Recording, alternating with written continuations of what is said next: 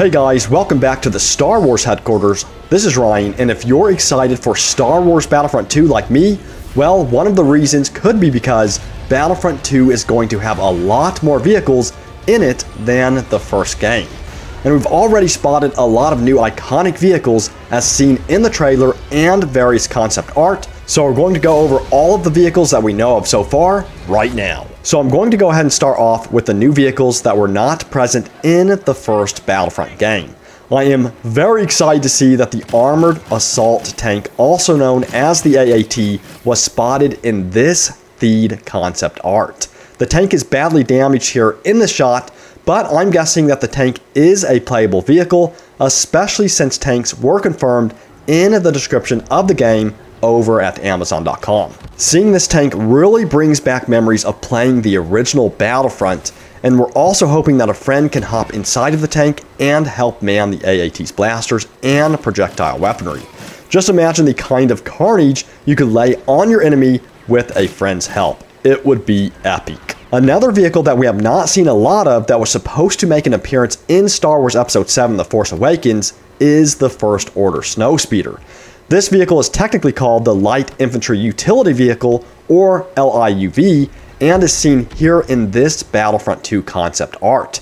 It can hold 3 occupants with one manning the forward FWMB-10 repeating blaster cannon, and if this vehicle is playable in the multiplayer, we're guessing it would be used as a fast transport for hit and run tactics. Another awesome find in the Battlefront 2 trailer was Luke Skywalker's land speeder.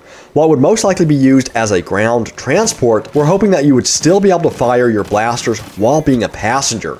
Or better yet, maybe DICE could somehow include the Rebel Combat Land Speeder in there that was from the original game, which did have onboard blasters and projectile weaponry capable of dealing some serious damage. And like the Land Speeder, tauntauns were also a nice surprise in the Star Wars Battlefront 2 trailer, and while we all originally thought they were simply transports, well, if the Battlefront 2 trailer is any indication, it looks like they can be used to ram enemies head-on and run them over.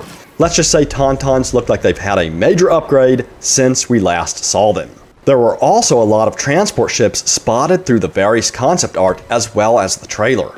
One of our favorites is hands down the low altitude assault transport. This beast of a transport can carry quite a few troopers who can man the mounted laser cannon turrets. If this vehicle does end up as a playable craft that can carry multiple friends on board, it will be both a dangerous weapon for the Republic as well as a high value target to the enemy.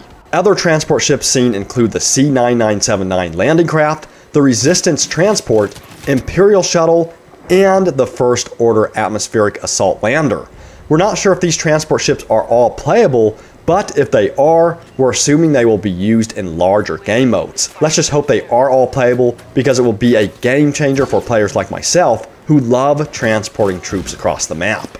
And speaking of flying, let's take a look at the many Starfighters that have been found in Battlefront 2 so far. The ARC 170 was used by the Republic during the Clone Wars and had immense firepower since a pilot could man the forward blasters while the tail gunner watched its backside. If it is a playable Starfighter, we're guessing this will be a fan favorite since it is so well balanced and just looks so cool. Iden Versio, who's the main protagonist of the single-player campaign, will be commanding the Raider-class Corvette from the looks of it. This ship is quite massive compared to what we've talked about so far, and we hope in some way we will have the opportunity to control it during the single-player campaign.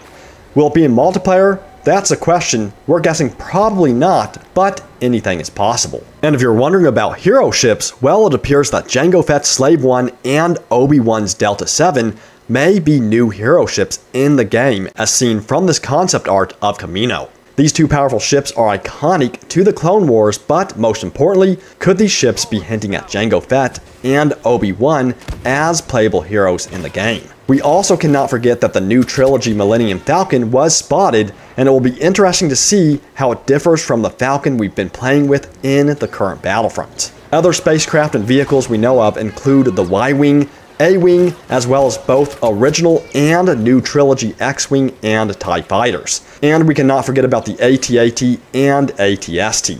We're counting on these vehicles to have some new featured compared to the current Battlefront, so stay tuned for any news regarding these vehicles. So I want to thank you guys once again for watching. Be sure to subscribe, like, and comment on this video for a chance to win a copy of Star Wars Battlefront 2 when it releases on November 17th. And may the Force be with you always.